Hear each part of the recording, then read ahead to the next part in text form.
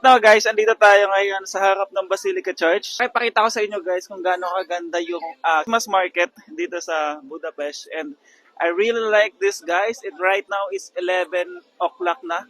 11 o'clock na, no? And so bang ganda, tingnan natin guys kung ano pa yung mga may offer ng Budapest dito. Ayan, no? And madami dito mga hot chocolate guys, hot tea, tapos mga hot wine, iba't ibang klase mga hot. So syempre hindi mawala dito yung mga Hungarian foods, no? Ang dami mga sandwiches, langos, yan, ang dami.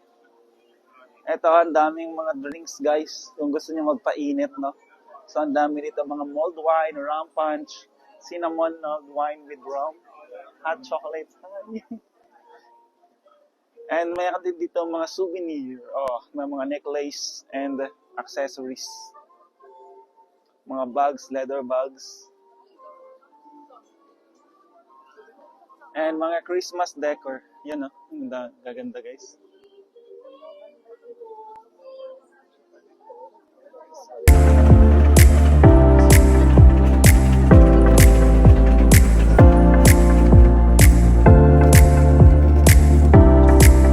So ilang days na lang pala guys, Pasko na. Naalala ko nung bata ako no. Tatanong ako kay mama, ilang tulog na lang? Pasko na ba? Naalala ko dati no. Tuwing Pasko, nagre-ready kami ng mga panghanda. Siyempre, hindi mawawala sa probinsya namin yung suman.